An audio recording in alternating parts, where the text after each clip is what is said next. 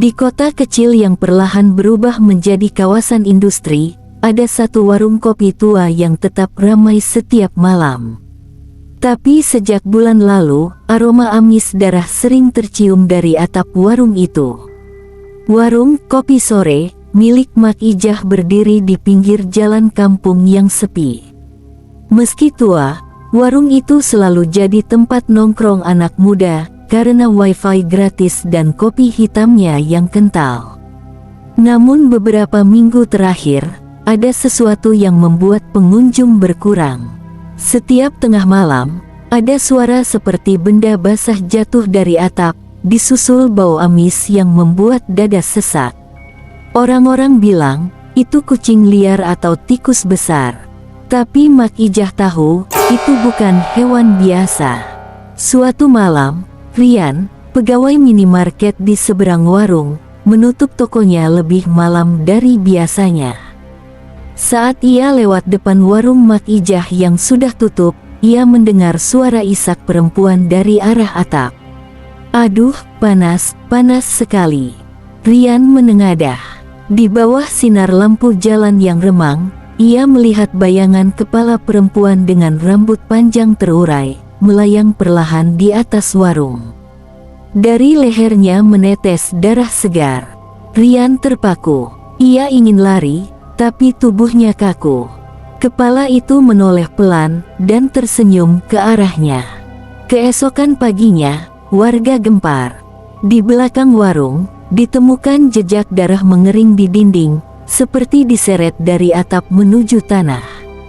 Mak Ijah hanya menatap diam. Ia tahu sesuatu yang orang lain tak tahu.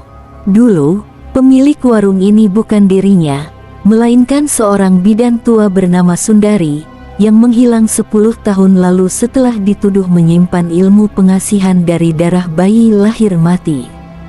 Dan sejak malam itu, bau darah tidak pernah benar-benar hilang dari warung itu. Malam berikutnya, Rian bertekad merekam penampakan itu dengan kamera ponselnya. Tapi, apa yang tertangkap di video jauh lebih mengerikan dari sekadar kuyang terbang. Karena kali ini, ada 2 kepala. Sejak malam ia melihat kepala perempuan melayang di atas warung, Rian tidak bisa tidur. Bau amis itu seolah masih menempel di hidungnya, dan senyum makhluk itu menghantui setiap kali ia menutup mata.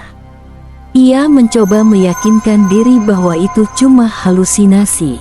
Tapi pagi itu, ketika ia membuka toko, seorang pelanggan yang lewat depan warung Mak Ijah berhenti dan berkata pelan, "Tadi subuh saya lihat ada darah menetes dari genteng warung itu. Tapi, nggak ada kucing mati, nggak ada apa-apa." Rian merinding. Ia menatap atap warung di seberang jalan itu. Catnya sudah kusam, tapi di salah satu ujung genteng, terlihat seperti bekas lelehan hitam yang mengering. Malamnya, Rian datang ke warung Mak Ijah. Warung itu ramai seperti biasa, meski sebagian pengunjung terlihat gelisah. Mak Ijah hanya tersenyum, meski matanya tampak lelah. "Rian, jangan pulang malam-malam lewat sini lagi, ya," katanya lirih sambil menuang kopi. "Kenapa, Mak? Kalau dengar suara bayi nangis, jangan tengok ke atas." Rian menelan ludah. Ia tidak berani bertanya lebih lanjut. Namun rasa penasarannya lebih besar dari rasa takut. Tengah malam, ia menyiapkan ponselnya, merekam dari seberang jalan. Warung Mak Ijah sudah tutup, tapi lampu di dalam masih menyala samar. Hening, hanya suara jangkrik dan angin lewat di antara pepohonan. Lalu, ada suara seperti daging ditarik perlahan. Dan dari atas genteng, sesuatu menetes. Setetes, 2 tetes, seperti cairan kental jatuh ke tanah. Rian menyalakan kamera dan memperbesar zoom. "Astaga," bisiknya. Dari kegelapan, muncul kepala perempuan, rambutnya kusut, matanya merah, lidahnya menjulur panjang. Tapi di belakang kepala itu, ada satu lagi, lebih kecil, seperti kepala anak kecil yang menempel di lehernya. Keduanya melayang perlahan di atas genteng, darah menetes dari ujung rambutnya. Lalu, keduanya menoleh bersamaan ke arah Rian. Rian panik. Ia lari, tapi langkahnya terseret. Telinganya mendengar suara dengusan basah dan suara sayap seperti kain lembab yang dikibas. "Kau lihat aku, Rian. Sekarang kau ikut aku." Suara itu seperti dibisikkan langsung ke telinganya, padahal jaraknya jauh. Rian terjatuh di jalan. Ia memejamkan mata sambil menutupi kepala. Ketika ia buka matanya lagi, warung itu sudah gelap. Tak ada apa-apa di sana. Ponselnya masih merekam, dan di layar, selama 2 menit penuh, terlihat 2 kepala melayang di atas genteng, mendekat perlahan ke arah kamera. Keesokan harinya, video itu tersebar di media sosial. Ratusan orang menonton dan berdebat, ada yang bilang itu editan, ada yang percaya itu nyata. Tapi Rian tak pernah lagi terlihat di minimarket. Mak Ijah hanya berkata singkat saat ditanya warga. Rian bukan yang pertama. Dulu, bidan Sundari juga hilang begitu. Mereka yang melihat kuyangnya, jarang bisa bertahan lama. Malam itu, kampung kecil di pinggiran kota terasa berbeda. Hampir setiap rumah menutup pintu lebih awal. Lampu-lampu jalan dibiarkan padam, dan angin malam terasa lebih dingin dari biasanya. Di ujung jalan, warung Mak Ijah berdiri dalam kesunyian. Sudah 2 hari warung itu tidak buka sejak Rian menghilang. Namun dari atapnya, masih sering terdengar suara sesuatu yang menyeret-nyeret, seperti daging basah digesek genteng. Di balai kampung, beberapa warga berkumpul. Ada Pak Darma, ketua RT yang keras kepala, juga Pak Parman, dukun tua yang tinggal di tepi sungai. Mereka membawa dupa, minyak kelapa, dan tali yang sudah dililit ayat-ayat rajah di atasnya. "Kuyang itu bukan cuma 1, kata Pak Parman sambil menyalakan dupa. "Yang besar itu si Sundari. Tapi yang kecil, itu hasil perbuatannya sendiri." "Maksudnya, anaknya?" tanya Pak Darma pelan. Pak Parman menatap tajam. "Bayi yang mati 10 tahun lalu. Darahnya yang dulu ia simpan untuk jimat pengasihan. Sekarang, mereka berdua tidak bisa tenang." Menjelang tengah malam, mereka berempat, Pak Darma, Pak Parman, dan 2 warga muda, mendekati warung Mak Ijah. Masing-masing membawa lentera minyak dan botol berisi air kelapa muda campur daun sirih. Langkah mereka pelan, tapi udara di sekitar warung terasa berat. Dari atap, terdengar suara tawa kecil, seperti anak kecil menahan napas sambil tertawa. "Hehe, kalian mau nangkep aku?" Semua berhenti. Suara itu datang dari atas genteng. Lalu tiba-tiba, darah menetes dari ujung atap, menimpa tangan Pak Darma. "Panas, seperti terbakar. Baca cepat," seru Pak Parman sambil menaburkan garam ke arah atap. "Bismillahirrahmanirrahim." Suara itu berubah jadi jeritan panjang. Dari kegelapan, 2 kepala muncul, 1 besar, 1 kecil. Keduanya berputar cepat, rambutnya berterbangan, matanya menyala merah. Pak Parman mengangkat botol air kelapa, menyiram ke arah genteng.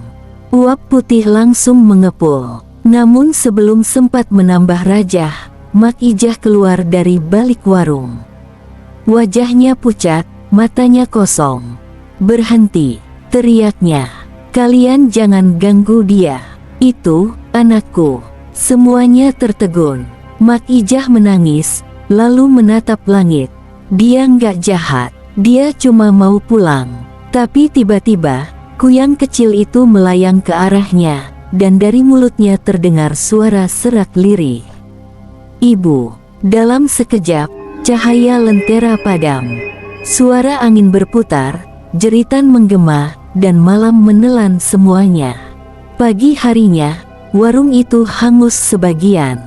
Di antara abu dan genteng gosong, warga menemukan seikat rambut panjang dan botol kecil berisi darah kering. Mak Ijah menghilang. Begitu juga Pak Parman. Namun orang-orang bersumpah, jika malam tiba dan angin bertiup dari arah sungai, mereka masih bisa mencium bau amis darah dari arah warung itu. Dan kadang, terdengar suara perempuan berbisik dari atap. Satu lagi, belum kulihat malam ini. Sejak warung Mak Ijah terbakar, kampung itu berubah seperti tempat mati. Jalanan sepi setelah maghrib, anak-anak dilarang keluar, dan para lelaki ronda tak berani lagi lewat depan warung yang kini tinggal puing gosong. Tapi bau darah masih ada. Semakin malam, semakin kuat. Kadang baunya muncul begitu saja, di teras rumah, di baju jemuran, atau bahkan di air sumur. Suatu malam, Ayu, anak muda yang tinggal tak jauh dari situ, sedang mencuci piring. Tiba-tiba lampu dapur redup, dan air di ember berubah warna merah pekat. Ayu terlonjak, tapi suara dari jendela membuat tubuhnya membeku. Airnya enak, ya, segar. Ia menoleh pelan. Di luar jendela, sebuah kepala perempuan menggantung terbalik, rambutnya meneteskan darah. Lehernya terurai seperti tali usus yang berdenyut pelan. Ayu berteriak dan berlari keluar rumah. Tetapi di jalan depan rumahnya, dua kepala lain sudah melayang. Satu besar, wajahnya rusak terbakar. Satu lagi kecil, matanya menatap kosong. Dan yang ketiga, yang tadi di jendela, kini mengikuti mereka. Tiga kepala itu berputar mengelilingi rumah, mengeluarkan suara dengusan berat seperti napas dari paru-paru yang robek. Dari jauh, terdengar tangisan bayi, lalu tawa perempuan menyusul di antara angin malam. Di pos ronda, Pak Darma mendengar jeritan itu. Ia segera mengajak warga membawa obor dan garam. Tapi ketika mereka sampai di depan rumah Ayu, semua pintu sudah terbuka sendiri.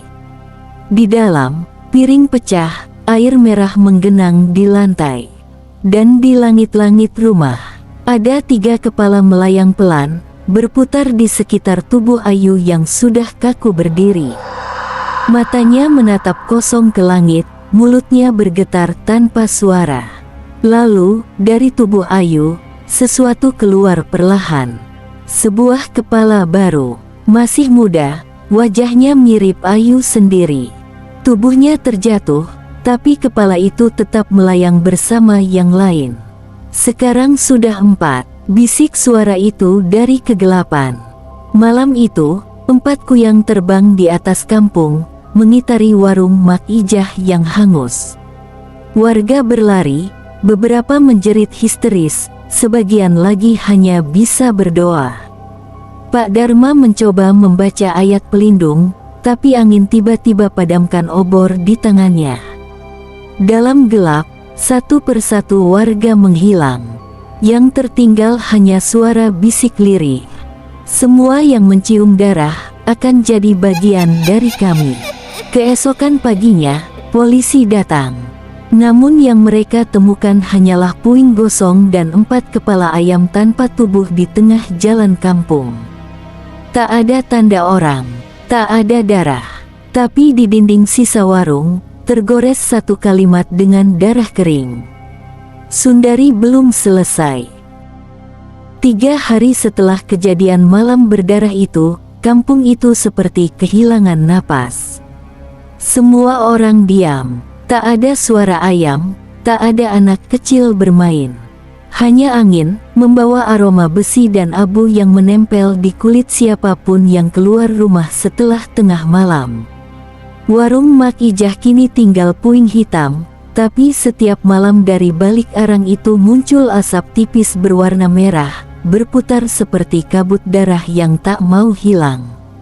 Dan di tengah puing itu, ada satu batu nisan kecil tanpa nama. Orang-orang bilang, itu kuburan bayi bidan Sundari.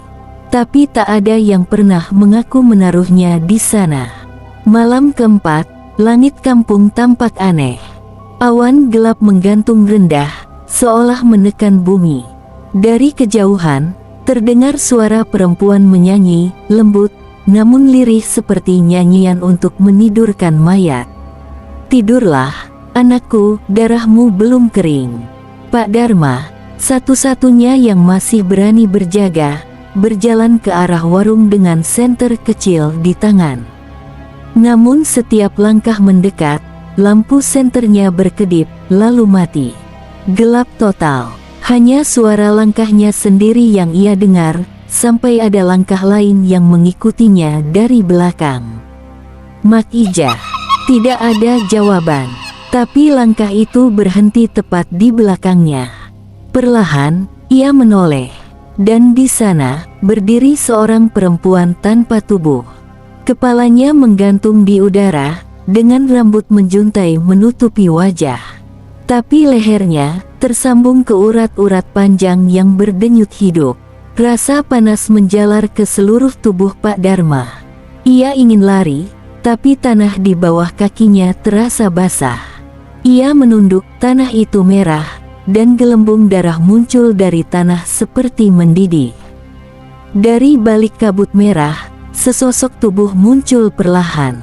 Tubuh perempuan tanpa kepala, mengenakan baju kebidanan lama yang gosong terbakar.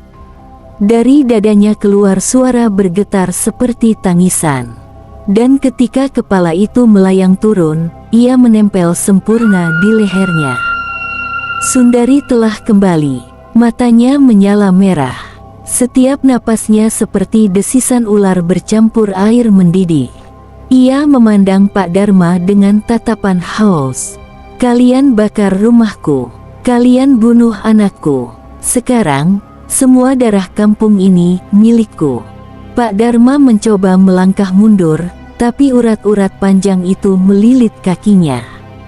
Dari tubuh Sundari, terdengar suara-suara lain, bayi menangis, perempuan tertawa, laki-laki berteriak minta tolong. Semua bercampur jadi satu, memenuhi udara. Dari rumah-rumah, lampu padam satu persatu. Orang-orang yang tidur mulai menggeliat, mengigau dengan suara aneh. Beberapa di antaranya bangun dengan mata merah dan leher berdenyut. Dan saat fajar tiba, seluruh kampung berbau darah. Tidak ada ayam berkokok, tidak ada azan. Hanya satu suara, lembut, menyeramkan, dari arah warung yang kini berubah jadi gundukan tanah basah. Sundari sudah kembali, dan darah belum cukup. Sejak malam Sundari bangkit, kampung itu tak pernah melihat fajar lagi. Langit tetap kelabu, matahari tak muncul, dan udara dipenuhi aroma besi dan tanah basah. Jam dinding berhenti di angka pukul 3.33, waktu yang tak pernah bergerak maju. Orang-orang hidup dalam kegelapan yang seperti tak berujung. Anjing-anjing menyala ke arah warung gosong, lalu mati satu persatu dengan leher robek dan tubuh kering. Di rumah Pak Dharma, suara ketukan terdengar setiap malam dari arah jendela. 3 kali, pelan, teratur, dan setiap kali ia beranikan diri menengok, ia hanya melihat bayangan perempuan tanpa tubuh berdiri di halaman, menatap lurus ke dalam rumah. "Jangan buka jendela," pesan Pak Parman dulu. Tapi Pak Parman sudah hilang. Tidak ada lagi yang bisa memperingatkan. Malam itu, Pak Dharma tak tahan. Ia berdoa sebisanya, lalu menatap jendela. Dan kali ini, bayangan itu tidak diam. Ia mengetuk kaca perlahan, lalu menyentuhkan sesuatu yang licin ke jendela, urat merah, berdenyut seperti nadi hidup. "Aku sudah melihat darahmu, Pak." Suaranya lembut. "Sekarang, waktumu hampir habis." Sementara itu, di rumah paling ujung kampung, Ayu, atau sesuatu yang mirip dengannya, duduk di tepi ranjang. Tubuhnya tampak normal, Tapi dari bawah baju tidurnya, ada bayangan kepala kecil melayang di belakang punggungnya, seolah menempel dari tulang belakang. Ia tersenyum, tapi matanya kosong. "Ibu, mereka semua sudah menunggu." Suara kecil itu berbisik dari arah lehernya. Dari luar, suara langkah kaki bergema. Bukan satu, tapi banyak. Puluhan langkah menyeret di tanah, bersamaan dengan suara dengusan berat. Dan dari celah jendela, tampak puluhan kepala melayang. Perempuan, laki-laki, anak kecil, semuanya tanpa tubuh, berputar di udara dengan rambut menjerat satu sama lain. Kampung itu kini bukan lagi tempat manusia. Malam terus berjalan, tapi fajar tak pernah datang. Langit di atas warung gosong memerah seperti luka terbuka. Dari tengah puing itu, muncul sosok perempuan berwajah rusak terbakar, Sundari, dengan mata menyala seperti bara. Ia menatap ke arah rumah-rumah, lalu berkata dengan suara yang menggema di udara, "Dulu aku tolong kalian melahirkan. Sekarang, aku datang menjemput kelahiran yang lain dari darah kalian sendiri." Tanah bergetar. Dari balik rumah-rumah, urat-urat merah muncul dari tanah, menjulur ke arah pintu dan jendela seperti akar hidup. Satu persatu rumah diselimuti kabut darah. Jeritan menggema, tangisan berubah jadi tawa, dan malam menelan semuanya tanpa sisa. Pagi berikutnya, seorang pedagang dari kota lewat di jalan itu. Ia heran, kampung yang biasanya ramai, kini sepi total. Warung kopi yang dulu ia kenal berdiri di pinggir jalan, kini hanya tinggal papan hitam dan puing. Tapi saat ia menatap ke dalam reruntuhan, ia melihat bayangan ratusan kepala melayang, berputar pelan di langit yang gelap. Dan di tengahnya, sosok perempuan berdiri sambil menggendong sesuatu. Bukan bayi, tapi kepala manusia kecil, masih basah dengan darah segar. Sundari sudah menjemput semua darahnya. 4 hari setelah kampung itu membeku tanpa cahaya, seorang pria datang dari kota. Namanya Dimas, rekan kerja Rian dari minimarket. Ia menerima pesan suara terakhir dari Rian, suara bergetar yang hanya berisi satu kalimat pendek. "Kalau aku nggak balik, jangan datang ke kampung ini, mereka udah bangun." Tapi Dimas nekat. Ia ingin tahu kebenarannya. Jalan menuju kampung itu sepi. Pepohonan layu, udara bau besi, dan tidak ada suara burung sama sekali. Ketika ia tiba di gapura desa, papan bertuliskan, "Selamat datang di Desa Waringin," sudah terbalik, penuh noda merah kering. Ia memegang ponsel, mencoba menyalakan senter, tapi sinarnya redup, seolah udara di sana menolak cahaya. Warung Mak Ijah masih berdiri, walau setengah hangus.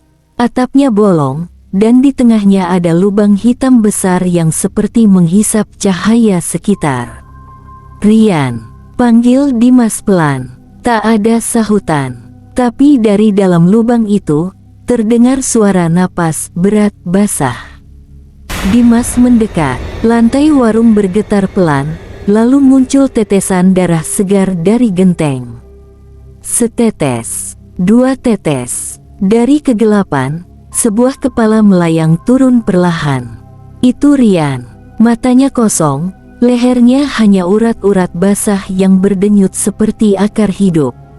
Rambutnya meneteskan darah, dan dari mulutnya keluar suara gurgel aneh. "Dimas, pulanglah." Dia belum selesai. Dimas mundur, tapi tiba-tiba dari dalam lubang, muncul lusinan kepala lain. Semua melayang, berputar di atasnya. Beberapa wajah masih bisa dikenali, Pak Dharma, Ayu, bahkan Mak Ijah. Mereka semua tersenyum dengan mulut penuh darah. Lalu dari tengah mereka, Sundari muncul. Tubuhnya kini utuh. Tapi di punggungnya, tumbuh puluhan urat menjulur ke langit seperti tentakel merah. Matanya menatap Dimas, dan dari bibirnya keluar suara pelan tapi menusuk telinga. Kau datang mencari darah yang hilang. Sekarang, darahmu jadi bagian dari kami. Udara bergetar. Dimas mencoba lari, tapi tanah di bawahnya bergerak, berubah seperti daging hidup yang menggeliat. Dari sela tanah muncul tangan-tangan pucat, menarik kakinya ke bawah. Ia menjerit, namun di atasnya, ratusan kepala melayang sambil tertawa, suaranya memantul di udara seperti gema dari neraka. Selamat datang di rahim Sundari. Kamera ponselnya jatuh ke tanah, masih merekam. Gambar terakhir yang tertangkap, langit merah, puluhan kepala melayang di atas kampung, dan di tengahnya, Sundari berdiri di atas warung gosong, menggendong sesuatu yang menggeliat dalam selendang merah. Suara bayi menangis, tapi tangis itu lama-kelamaan berubah jadi tawa kecil, seperti tawa riang. Keesokan harinya, tim pencari datang dari kota.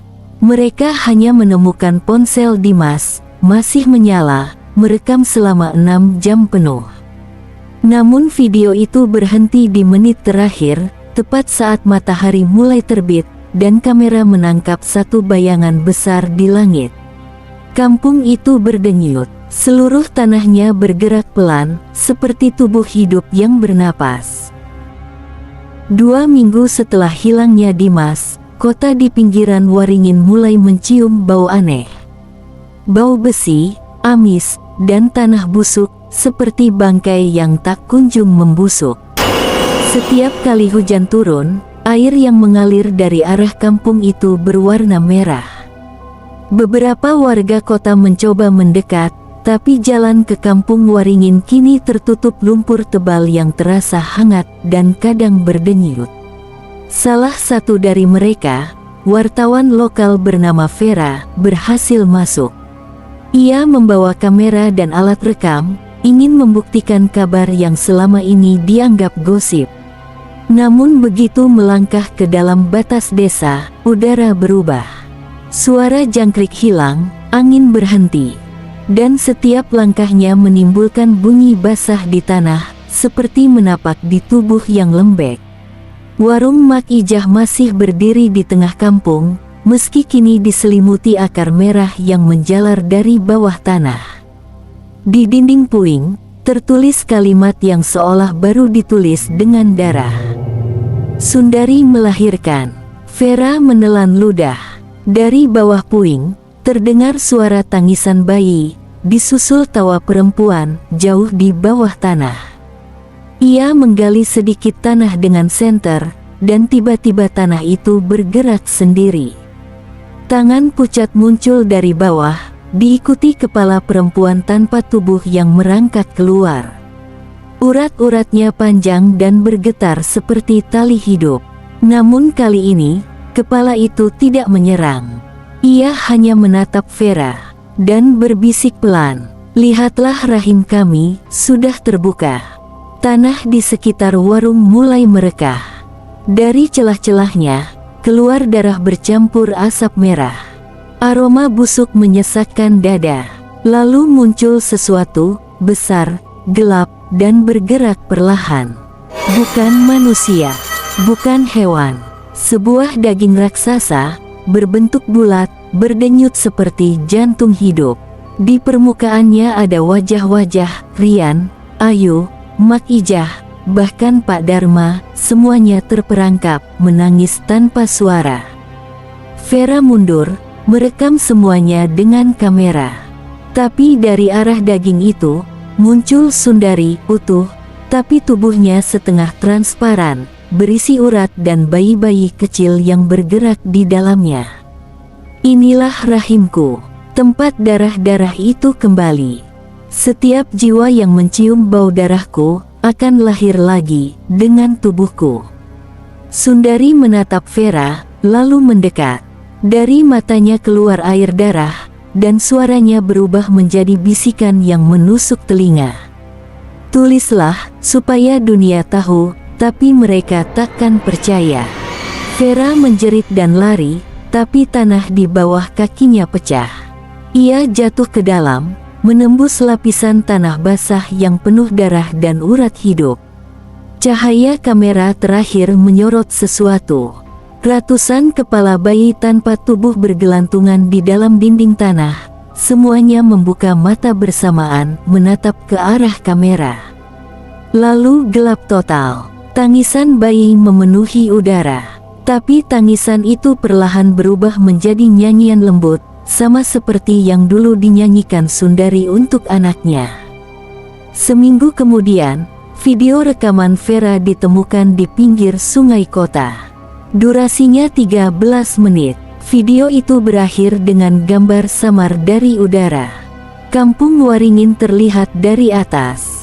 Tanahnya membentuk lingkaran besar, berdenyut seperti rahim. Dan di tengahnya, sebuah titik merah bergetar pelan. Dari speaker, terdengar satu kalimat terakhir, suara perempuan yang lembut tapi dingin. Setiap darah mencari ibunya. Dan aku sudah menunggu terlalu lama.